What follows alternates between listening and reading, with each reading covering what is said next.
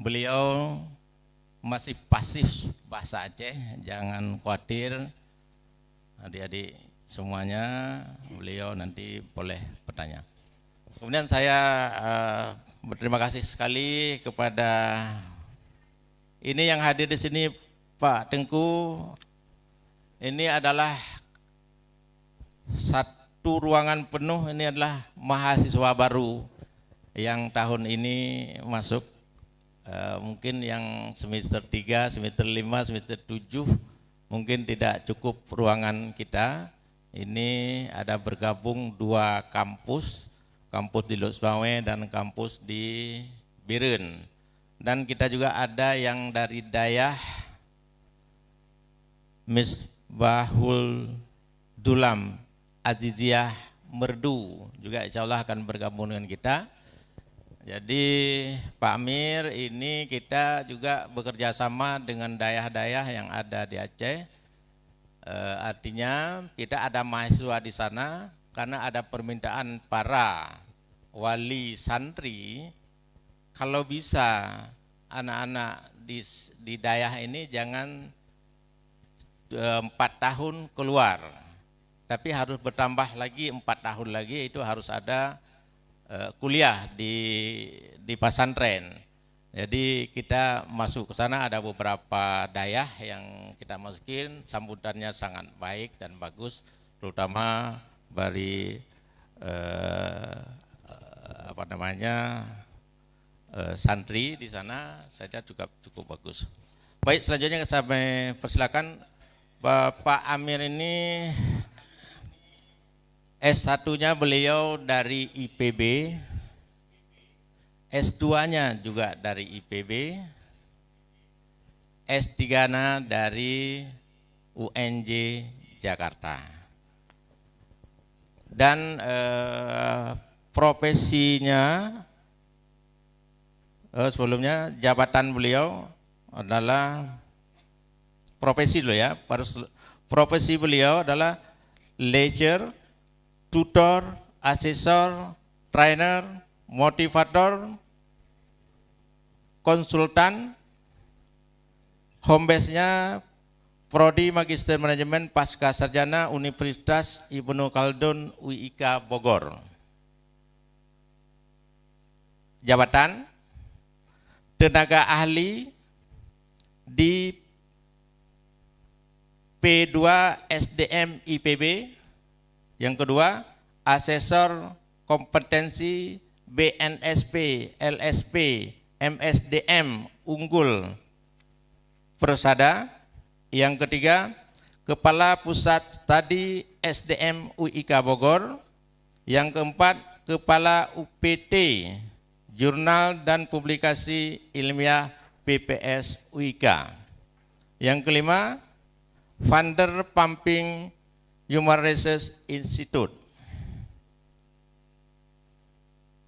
Anggota dari Asosiasi Pengurus IKADIN, Ikatan Alumni Doktor Ilmu Manajemen UNJ Jakarta, dari 2021 sampai 2025.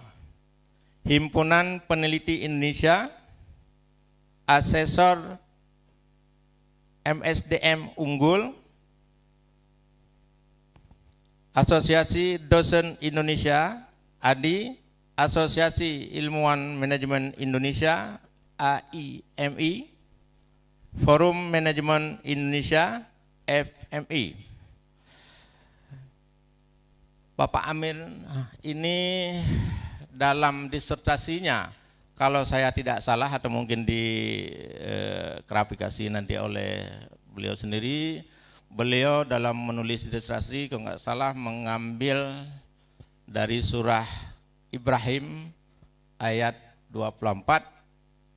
Kalau nggak salah, ibarat sebuah pohon yang akarnya menancap ke tanah dan batangnya menjulang ke langit,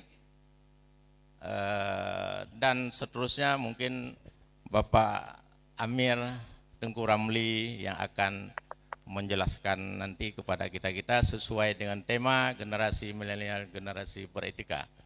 Waktu dan tempat kami silahkan kepada Bapak Amir, Tengku Ramli, disilahkan. Bismillahirrahmanirrahim. Assalamualaikum warahmatullahi wabarakatuh. Pertama, terima kasih kepada Abangda Dr. Zainuddin Iba, guru saya, sahabat dan mitra ya, kalau saya ke Aceh dengan beliau. Yang hari ini selaku moderator juga wakil rektor 1. Kemudian yang saya hormati ketua yayasan dan pengurus yang hadir pada hari ini. Yang saya hormati Pak Rektor, ya, Profesor Fidar dan jajaran wakil rektor yang hadir. Yang saya hormati para dosen, Bapak dan Ibu sekalian, yang juga hadir pada hari ini, baik melalui Zoom maupun yang langsung hadir di kampus UNIKI. Dan yang saya hormati adik-adik semua ya, selamat sudah bergabung di UNIKI, ya, para kaum milenial yang insya Allah akan menjadi penentu kemajuan bangsa dan Islam di masa yang akan datang. Pak Dr. Zainuddin, saya mulai dengan pantun ya. Ini saya tadi malam sudah begadang-begadang bikin pantun nih, kalau nggak dibacain nggak enak. Pantun pertama ya, buat adik-adik ini. Pergi ke kampus naik kendaraan umum, ditemani teman bernama Kiki. Adik-adik semua yang mengikuti kuliah umum, selamat bergabung di UNIKI. Kemudian satu lagi ya, jika fajar telah tiba, ia merupakan sebuah tanda. Dengarkan olehmu wahai ananda, belajarlah, belajar adalah tugasmu yang utama. Baik, saya izin share screen untuk materi hari ini. Insyaallah selama kurang lebih ya, saya membuat materi sih untuk 2 jam ya nanti, tapi bisa kita sesuaikan dengan waktu yang ada. Baik, adik-adik semua, suara saya terdengar bagus ya? Baik, kalau saya tidak bisa dengar ya Pak Iba ya, suara beliau mereka ya. Baik, jadi yang pertama, adik-adik semua ya yang berada dalam ruangan ya, kalau saya ucapkan semangat pagi, ucapkan semangat pagi 3 kali ya, sambil tangannya dikepalkan. Nah ini biar kita refresh dulu ya. Buka aja. Ya, suara tidak perlu saya dengar, nggak apa-apa, yang penting di ruangan suara adik-adik terdengar oleh dosen-dosen yang ada di sana ya. Semangat pagi. Semangat. Jadi jawabannya pagi ya. Oh salah Pak ya. Maaf. Kita bukan selamat pagi tapi semangat pagi. Nanti saya ceritakan ya kenapa.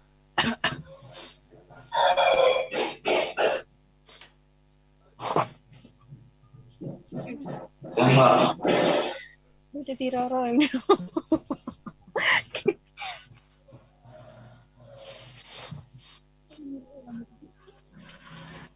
Mana aja.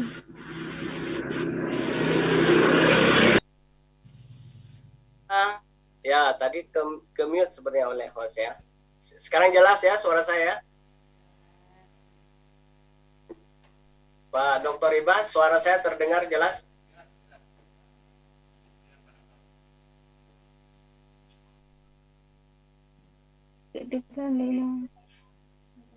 Jelas Pak.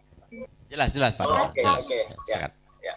Tadi sebenarnya termute ya. Kita ulang ya dari semua ya, mahasiswa di dalam ruangan, baik yang di Birin maupun yang di Lusmawe ya. Semangat pagi. Pagi. Ya, mudah-mudahan saya tidak bisa mendengar dengan baik, tapi mudah-mudahan menjadi penyemangat kita di pagi hari ini. Wah, ada yang terlambat ya. Baik, adik-adik semua ya, hari ini akan bersama saya ya terkait dengan materi generasi milenial, generasi yang beretika ya. Tadi saya sudah diperkenalkan oleh Pak Dr. Iba terkait dengan saya ada beberapa buku ya. Saya punya dua buku baru nih Pak Dr. Iba, nanti saya hadiahkan untuk kampus ya. Ada learning teaching. Nah ini sebagian materi ada di sini ya. Saya berikan, ini juga sangat islami isinya. Kemudian ada manajemen kinerja. Ini buku terbaru saya untuk 2022. Nanti saya kirimkan untuk menjadi koleksi perpustakaan kampus Uniki ya. Kemudian Bapak Ibu sekalian, adik-adik semua yang hadir pada hari ini, ya saya akan melakukan refresh ya. Ingat ya bahwa kita terutama kita umat Islam yang hidup di dunia ini, bahwa kehidupan itu bukan sesuatu yang coba-coba ya. Kehidupan kini semua ada tujuan yang ditetapkan Allah, dan karena itulah kita kalau kemudian satu hari ingin menjadi hambanya yang terbaik ya, maka prosesnya harus kita jalani. Kita jangan seperti ini ya, jangan seperti film ini. Coba perhatikan ya, film ini menggambarkan rasa takut ketika ibunya lahir, rasa takut ketika dia dewasa, rasa takut ketika dia berkembang, rasa takut ketika dia tua, dan pada akhirnya dia meninggal dalam keadaan rasa takut, dan tentunya dia tidak mendapatkan dan hidupnya menjadi celaka.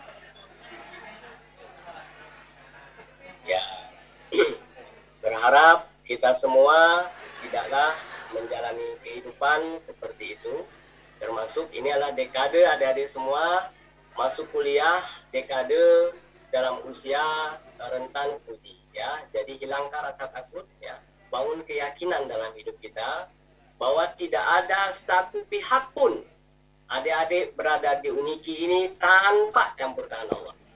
Allah lah yang menempatkan hidup kita, studi kita sekarang ini di Uniki.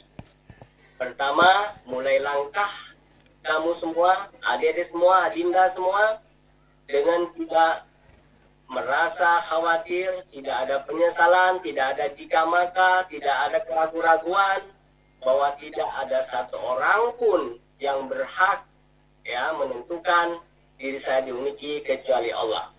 Ya, jadi maksimalkan. Tadi Pak Rektor sudah menyampaikan bahwa sukses kita tidak tergantung kita berada di mana, tapi sukses kita sangat tergantung kepada diri kita sendiri dengan meyakini hidup kita dan memperoleh hak kita sebagai orang-orang yang sukses. Semua kita dilahirkan oleh Allah sebagai orang-orang sukses. Tapi kita ambil atau tidak hak itu, ya, hak kita itu juga Allah memberikan kebebasan pada diri kita. Ya, karena itu mulailah langkah hari ini dengan mantap, dengan keyakinan penuh bahwa inilah langkah pertama saya untuk sukses di 20-30 tahun ke depan. Ya. Baik, saya akan perkenalkan yang pertama ya, tentang bagaimana memanfaatkan kedua belah otak. Ini refresh saja ya, materinya kita lihat nanti. Kalau misalnya dalam ruangan, adik-adik semua dalam ruangan, boleh berdiri sejenak ya, silakan. Kalau ada koordinator lapangan untuk kegiatan perkenalan kampus, silakan boleh dipimpin. Semua adik-adik boleh berdiri, ya, semua boleh berdiri di tempat. Kemudian tangannya semuanya seperti ini, ya, ini semua seperti ini.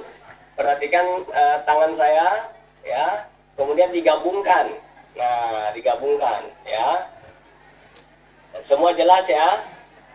tangan saya digabungkan, awalnya seperti ini, kemudian kita gabungkan. Nah ya, ini saya dengan permainan ini permainan psikologi ya, saya akan memperlihatkan kepada Dede bagaimana cara berfungsi otak kiri, otak kanan Adik-adik semua. Setelah digabungkan, perhatikan jempolnya ya. Ada yang jempol kanan di atas, ada yang jempol kiri di atas ya. Seperti saya yang tampak ya sekarang, seperti saya ini jempol kanan saya di atas.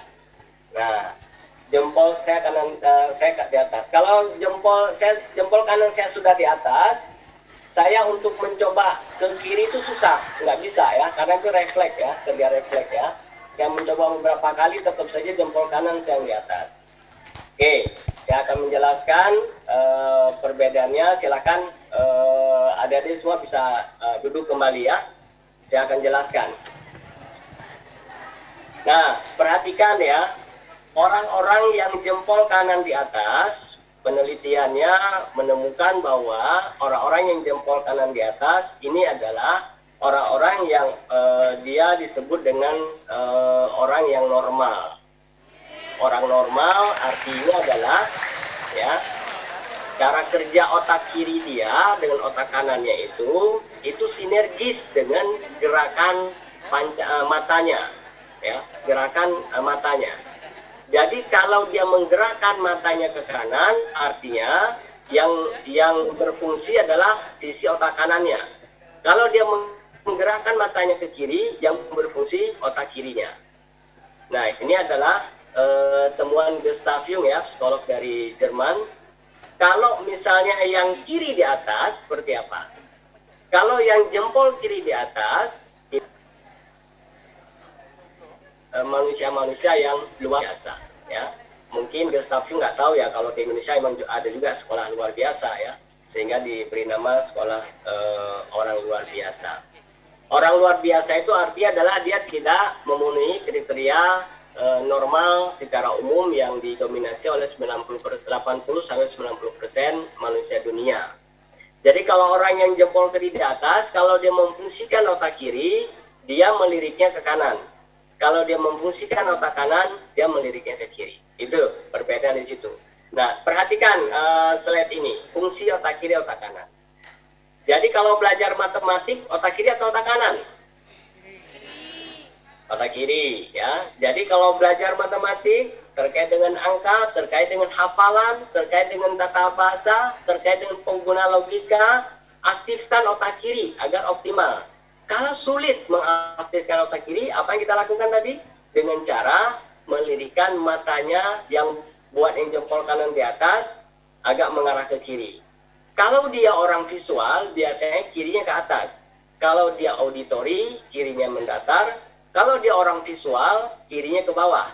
Ya, kita sering lihat ya orang ketika mencari apa yang dia lupa, suka matanya meliriknya ke kiri dan dia ke bawah. Itu menunjukkan dia orang yang pada posisi normal.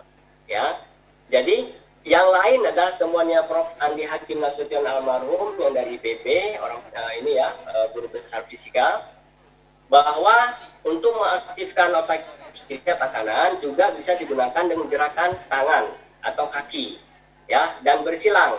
Kalau tangan kanan itu terkait dengan otak kiri, kalau tangan kiri terkait dengan otak kanan ya.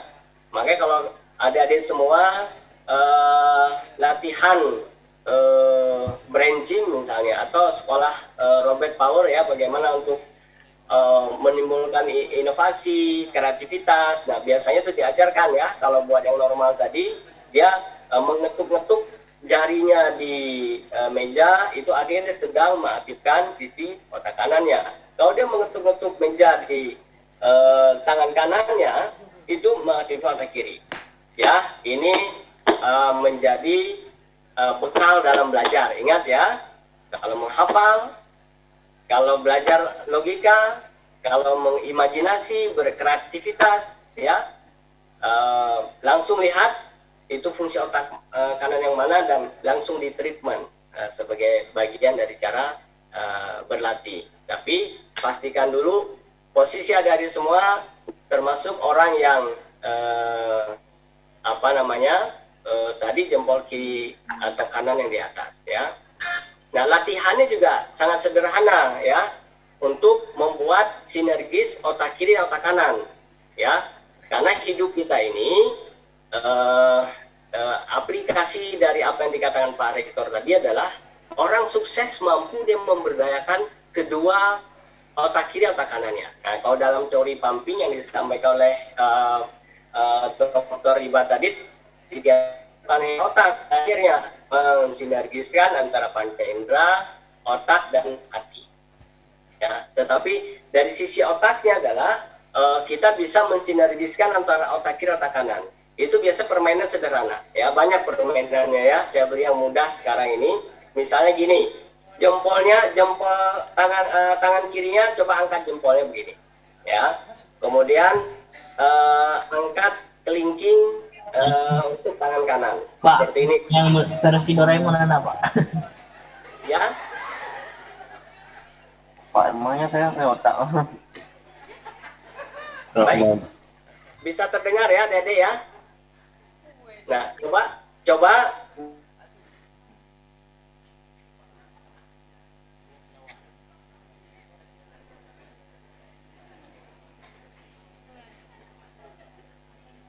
Oke ya.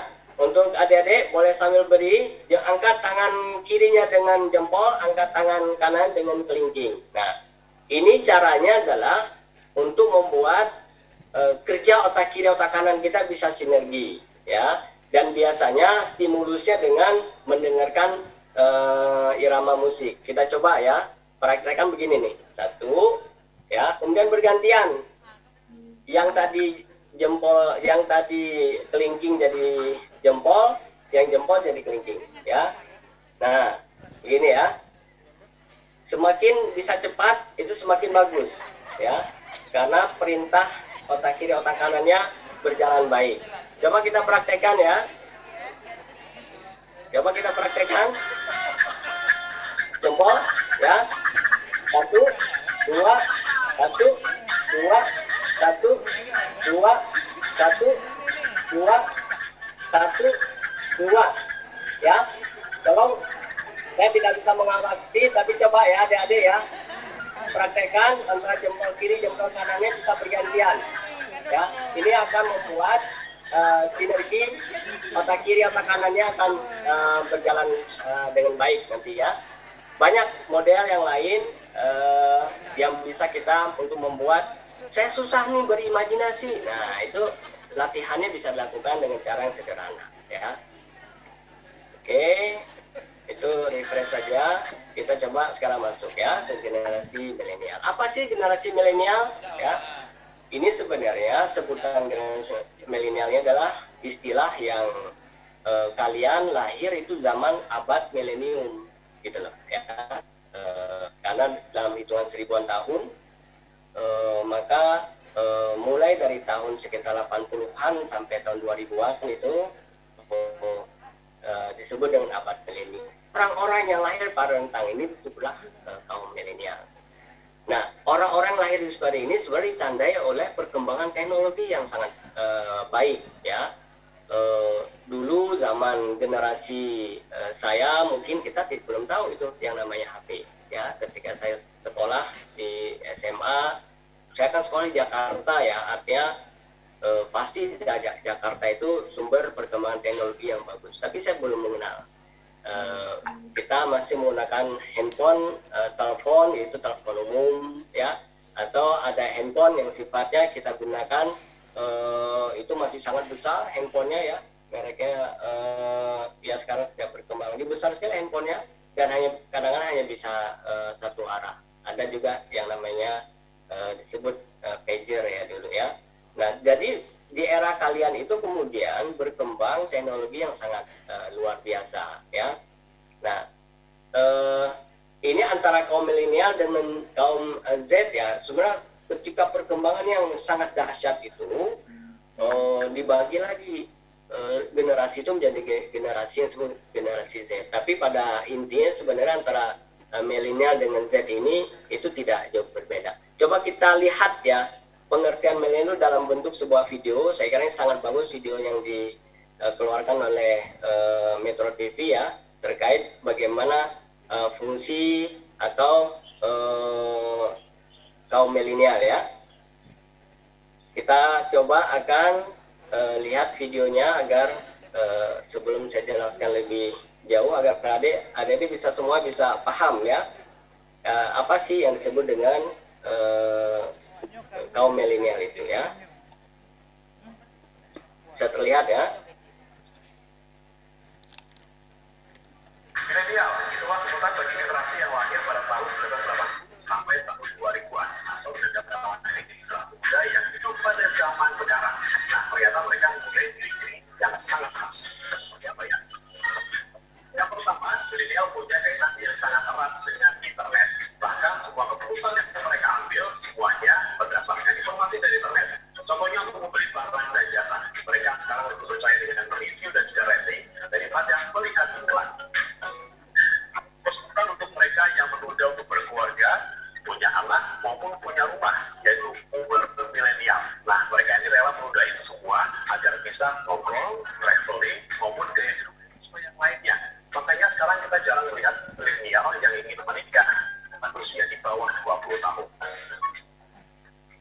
Hiburan mereka adalah sosial media, Facebook, Twitter, Instagram, hingga YouTube menjadi pelarian bagi mereka yang sedang bosan.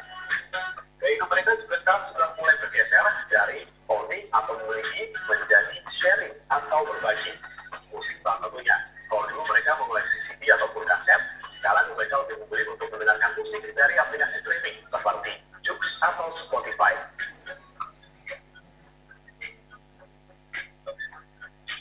Kalau soal produk layanan, mereka lebih memilih yang otentik, lokal, ataupun limited edition. Mereka juga lebih menghargai brand yang memiliki filosofi yang baik, seperti ramah lingkungan atau memiliki tanggung jawab sosial yang tinggi.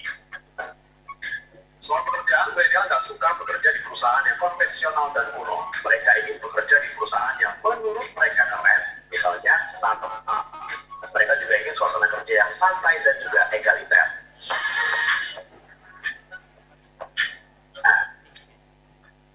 Itu biasanya haus sama pengakuan. Isi Instagramnya biasanya lagi traveling ataupun makan makanan mewah. Itu semata-mata agar mereka dapat eksis dan juga terkenal di media sosial. Siapa tahu nanti ada yang endorse ataupun clickbait. Milenial sekarang sudah jarang banget nonton TV ataupun mendengarkan radio untuk cari berita. Mereka sekarang lebih nyari berita ke online ataupun media sosial. Bahkan sekarang bukain akun Lambe Tura itu lebih menyenangkan daripada baca koran.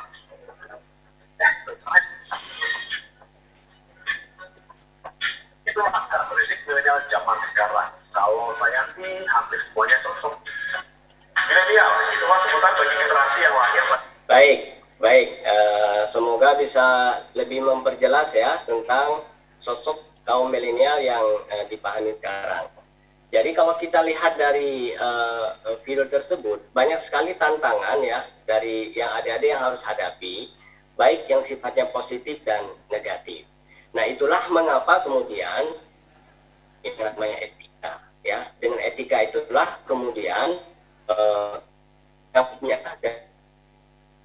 yang sangat hebat pada zamannya hari ini, baik cara belajarnya, cara suksesnya ya, cara hidup ya yang sangat memudahkan, tetapi tidak terjebak kepada yang namanya sifat-sifat yang negatif. Dan itulah kemudian fungsi agama yang diturunkan lewat adabnya, lewat etikanya ya. Jadi apalagi kita udang Aceh ya, Aceh selalu menegakkan yang namanya turun-temurun adat kita yang senantiasa beracuan kepada Al-Quran dan Hadis ya. Ini jangan dilupakan. Jadi beda antara kaum milenial Aceh dengan kaum milenial di luar Aceh, bahwa kaum milenial Aceh adalah kaum yang dia hidup dengan teknologi yang sangat tinggi, high-tech dan menguasai perubahan-perubahan peradaban, tetapi dia tetap kembali kepada adat dan budaya yang senantiasa berpedoman kepada Al-Quran dan Hadis. Ya. Saya kira ini yang menjadi kekuatan pembeda kita dengan perkembangan kaum generasi milenial yang sangat duniawi di tempat-tempat atau bangsa-bangsa yang tidak mengenal namanya adat istiadat berbasis kepada Al-Quran ya. Adik-adik semua, bahwa generasi muda, generasi hebat, generasi perubahan ya. Ini sudah saya diakui oleh dunia ya. Bahkan ini dimulai dengan sebuah ucapan dari founding father kita, Bung Karno, yang menyatakan untuk sebuah perubahan dia menyebutkan, beri aku 10 orang pemuda ya, akan kuguncangkan dunia ini. Bayangkan ya, dengan 10 orang pemuda saja, kita hanya dengan satu pemuda saja yang berhasil, saya kira waktu itu Habibie, Indonesia menjadi luar biasa ya. Apalagi kalau misalnya ada 10 yang seperti itu, sangat luar biasa. Dan tercatat dalam sejarah hari ini ya, orang-orang sukses ya, pendiri Apple, Bill Gates, kemudian banyak lagi yang lain, penemu Honda ya, Sukhairo Honda, itu semuanya di usia-usia yang sangat muda ya. Dan bukan hanya mereka-mereka yang ditulis dalam sejarah para nabi-nabi semuanya adalah dalam pemuda ya. Peperangan yang dilakukan oleh para tokoh sahabat Nabi semuanya usia-usia muda ya. Bayangkan bagaimana penaklukan Andalusia ya, Muhammad Fatih itu di usia yang sangat muda, usia 16 tahun. Recording in progress. Dan itu memberikan inspirasi sebetulnya bahwa dari umat Islam sendiri memang mengharuskan bahwa anak-anak muda ini anak-anak yang harus terus bergerak dan melakukan perubahan-perubahan ya. Semua perubahan dimulai dari kaum muda. Oleh karena itulah ya, hasil bacaan saya ini saya menemukan ada 4 karakter yang harus dimiliki oleh kaum muda saat ini yang berbasis kepada ini pengajaran dari mulai dari Nabi Ibrahim ya. Pertama, kita tahu bahwa usia kita di 20 tahun ini sekarang ya, secara self time management ya, usia 1 sampai 20 tahun itu adalah usia masa studi. Jadi sekarang banyak bermimpi, banyak belajar, banyak melakukan kesalahan, banyak berdiskusi, banyak bertanya ya, banyak ingin tahu. Itu sangat penting buat teman-teman semua ya. Jangan diam saja. Kalau Anda berangkat dari rumah ke kampus ini, ngobrol-ngobrol saja, warawiri, nggak ada artinya, itu tidak memberikan apa-apa. Berdebatlah, ya, berdebatlah, meskipun salah, tapi kita mendapatkan pelajaran terbaik. Kalau di kelas tidak mengerti sedikit saja hal kecil, langsung bertanya. Dan bukan masalah jawaban benar salahnya yang membuat kita menjadi hebat, tapi proses berpikir kita ya. Setiap kita mengucapkan kata, setiap kita memperdebatkan dalam Al-Quran bil ihsan itu terjadi neokortek kita itu bertumbuh ya. Neokortek itu bertumbuh. Ada sedikit masalah, kemudian kita memaksa otak kita untuk memecahkan atau berpikir ya, itu sebetulnya adalah persiapan ke 10 tahun ke depan ya, karena dia neokorteknya menjadi bertumbuh yang pada akhirnya membuat kita menjadi hebat. Apa-apa orang-orang hebat hari ini ada di kampus-kampusnya dulu dia hebat? Belum tentu ya. Di kampusnya dulu dia ada masa belajar biasa saja ya. Tapi kalau kita menjadikan kampus hanya tempat bersenda gurau, tidak ada perdebatan ilmu di sana, tidak ada konflik secara keilmuan di sana, itu tidak akan kita dapat apa-apa ya. Jadi mulai berpikir dan bertanggung jawab ya. Ya, itu jangan juga mengucapkan sesuatu kemudian tidak bertanggung jawab, itu juga tidak baik ya. Ini kasus ini saya kira pernah dicontohkan oleh Nabi Ibrahim.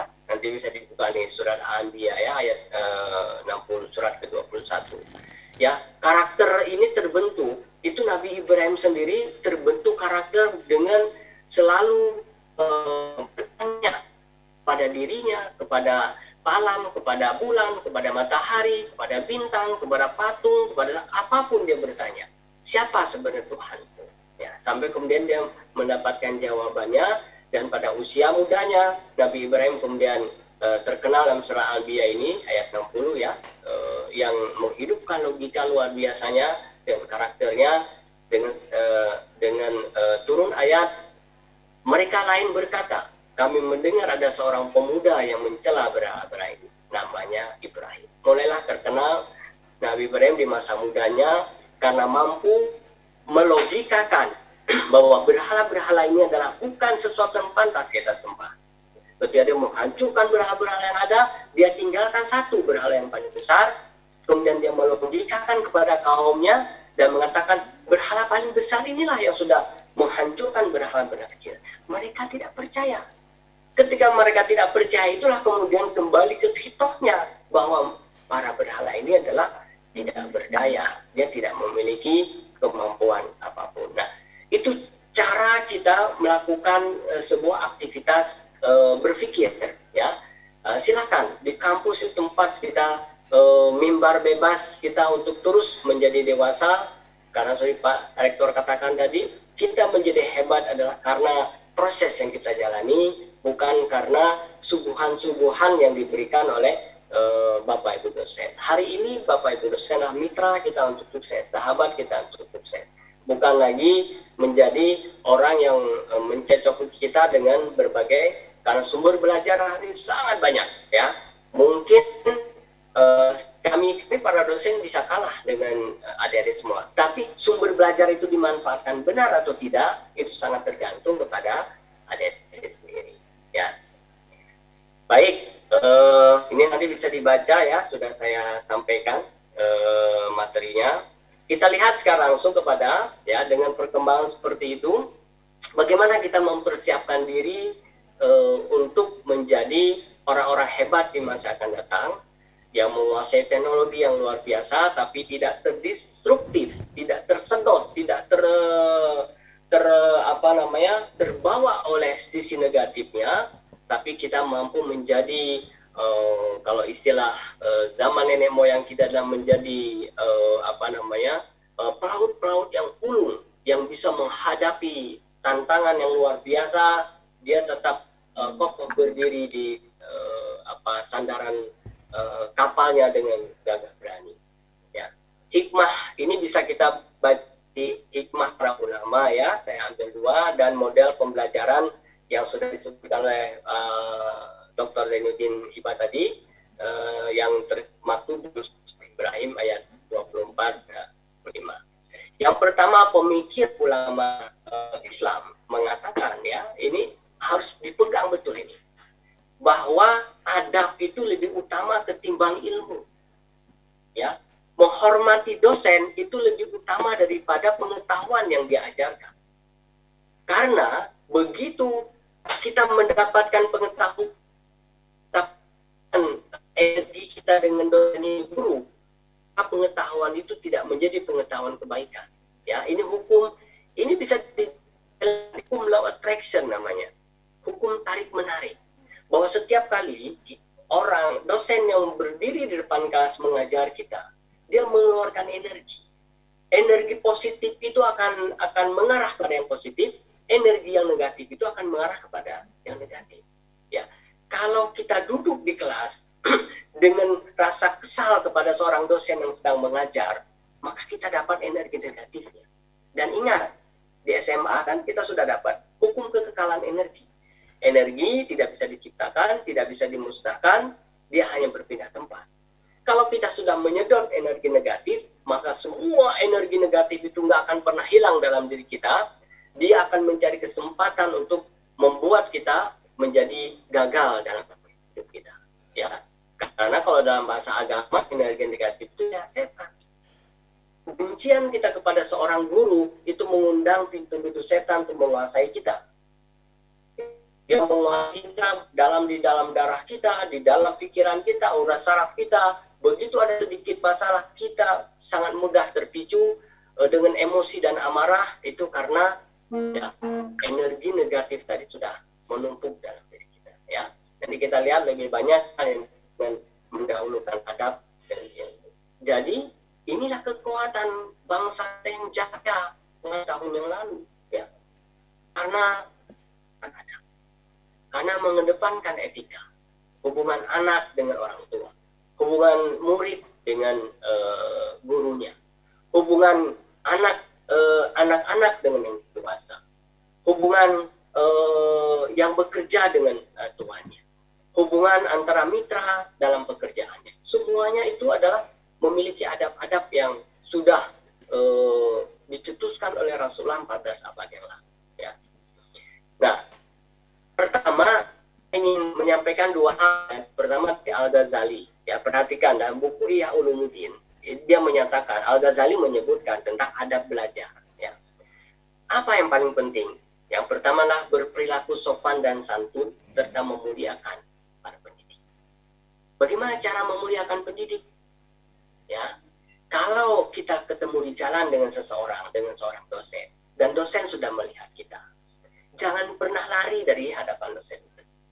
Jangan pura-pura mengendap, lari ke tempat lain, seolah-olah kita nggak ingin ketemu. Itu membuat hati seorang dosen menjadi kecewa.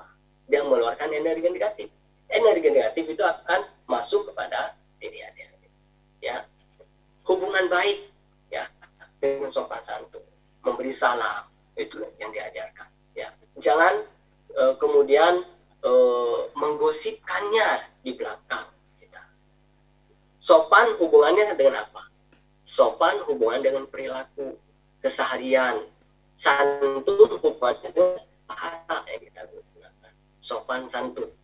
Perilakunya sopan, tata tutur katanya santun. Ya. Tidak mengucapkan kata yang kita sudah tahu ini pasti menyakitkan orang. Kita berlemah lembut. Kalau dalam agama disebut bil ihsan. Katakanlah dengan menyentuh hatinya. Nama Al-Qurannya. Katakan sesuatu yang menyentuh hatinya, itu bil ihsan. Dan itu menjadi energi positif. Hasil penelitiannya adalah orang-orang sukses hari ini adalah orang-orang yang punya energi positif yang sangat banyak pada masa lalunya. Masa lalu itu mana? Ya ketika kita belajar sebesar ini. Kita punya tabungan energi positif yang luar biasa yang membangun jembatan kita untuk terus untuk sukses di masa akan datang. Yang kedua, bersikap, berperilaku rendah hati, ya, tidak takabur. Saya kira ini sangat penting, ya, sangat penting untuk diperhatikan, ya. Dan ini akan menjadi budaya buat kita, terutama buat di UNIKI, Universitas Islam, ya, Islam dan berkebangsaan. Ya, Islamnya bukan Islam sembarangan, Islam yang mampu memajukan bangsa ini, ya, beradaptasi dengan kemajuan bangsa. Ya salah satunya adalah adab itu. Orang beradab itu dikenal bangsanya, kata siapa namanya, Buya Hamka. Ya.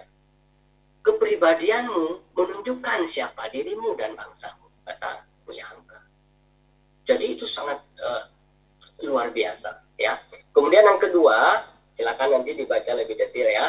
Ya, 5 etika yang ditulis nih, ini saya dapatkan dalam tulisan ilmiah ya. Ini juga ada di buku saya di Teaching Learning, Asma Hasan Fahmi.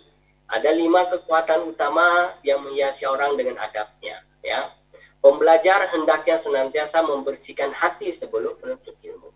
Jadi biasakan berangkat ke kampus baca Bismillah. Ya, sepanjang jalan dari rumah ke kampus, berzikirlah. Itu cara-cara orang membersihkan hatinya. Berzikirlah. Bisa dengan dengungan Asmaul Husna. Saya dimudahkan ya, adik-adik semua, ketika saya sekolah di SMP di Jakarta, saya sebatang kara. Di Jakarta saya bukan hidup mewah. Saya ayah saya berangkat ke Jakarta, ayah saya punya toko. Begitu saya masuk sekolah, toko ayah saya bangkrut. Saya sudah sekolah, ayah saya cari rezeki tempat lain. Saya di Jakarta sendirian.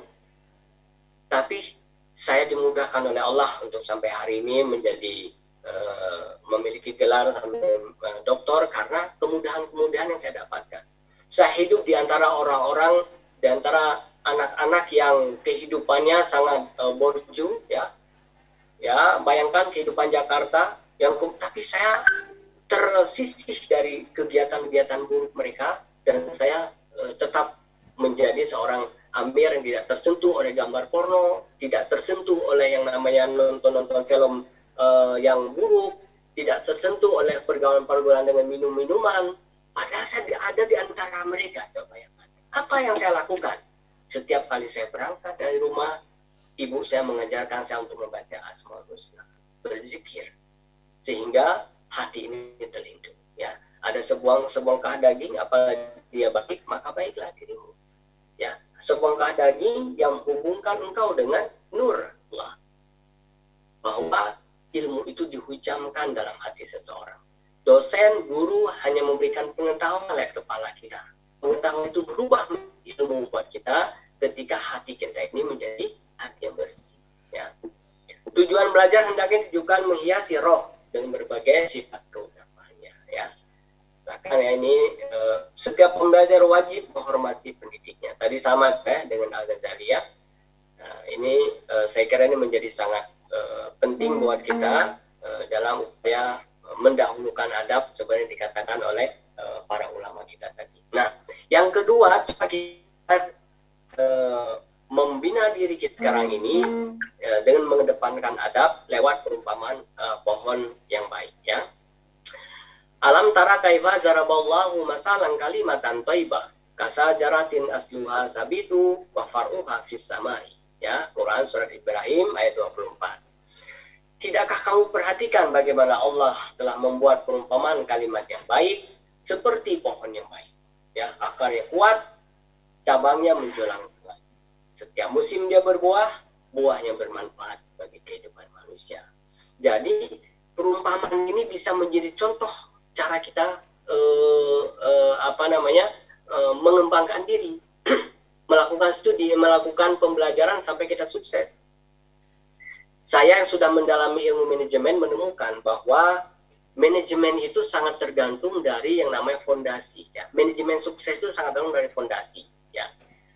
Fondasi kita diajarkan dalam dunia manajemen adalah bahwa kita memulai sesuatu dengan visi. Ya, dengan visi yang lahir dari sebuah kekuatan yang merupakan perpaduan antara leadership, manajemen, dan motivasi kita. Dan itu disebut dengan akar dalam diri manusia, ya, yang perumpamaan pohon tadi. Jadi orang tanpa akar, dia apapun yang dia lakukan, dia akan terbang seperti aneh-aneh yang diperumpamakan oleh Allah. Apa akar kita? Akar terbaik kita adalah keyakinan. Akar terbaik adik-adik ketika dia ada di Unik apa? Yakin bahwa Unikinya tempat saya untuk sukses. Yakin bahwa Allah mengutus saya di sini untuk sukses, bukan untuk gagal. Yakin bahwa saya apapun yang saya inginkan pasti akan diridhai Allah. Yakin bahwa saya adalah generasi terbaik dari seorang ibu terbaik yang melahirkan saya dari keturunan Iskandar Muda. Saya meyakini betul bahwa saya adalah orang yang pantas dan memantaskan diri untuk bangsa ini, untuk keluarga. Ini adalah sebuah keyakinan, belief system yang harus kita hidupkan. Kalau itu tidak ada, maka pembelajaran menjadi kosong. Pembelajaran hanya mengejar nilai-nilai dan melupakan kemanusiaannya. Pengajaran hanya mengejar bagaimana IPK kita tinggi dan melupakan maknanya. Itu bahaya. Itu sangat bahaya. Kita sudah terkebiri oleh yang namanya pengetahuan duniawi. Dan ini tidak boleh terjadi kepada adik-adikku semua, adik-adik semua yang tergabung dalam Universitas Islam Kebangsaan Indonesia. Ya. Nah, cara memahaminya begini. Jadi kalau yang namanya membangun akar tadi itu adalah urusan hati, ya, urusan hati. Jadi temukan sesuatu yang paling kuat dalam diri sendiri. Mau apa saya ke depan? Setelah saya kuliah di Uniki ini sebagai jembatan saja kan. Di masa di 20 tahun lagi saya akan menjadi apa? Itu adalah harus bersumber dari bisikan hati. Nah, gimana kita mendapatkannya? Allah sudah mengajarkan, Nabi Muhammad sudah mengajarkan sholat malam. Sholat malam, temukan jati diri kita. Jati diri kita ini sebagai seorang mahasiswa.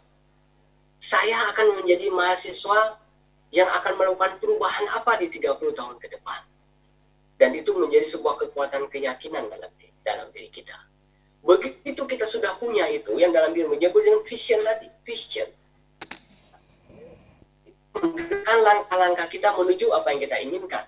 Ya, sehingga kita melakukan pembinaan diri kita, belajar dengan dosen di kampus, itu kita lakukan yang mengarah kepada memberikan dampak kepada tujuan yang sudah kita tetapkan. Terkait dengan dari pohon tadi batang ya, batang itu kerja otak. Otak itu yang menumbuhkan kita. Batang itu kan harus bertumbuh. Pohon yang baik di kata Al-Quran tadi dia bertumbuh, menjulang ke langit. Nah, yang menumbuhkan diri kita ini siapa? Otak. Berpikir. Kalau kita tidak berpikir, kita akan mati. Kita tidak akan hidup. Berpikir. Berpikir. Dan terus berpikir. Ya. Berpikir, apa kemudian berpikir itu boleh salah? Boleh. Dengan kesalahan itu kita mendapatkan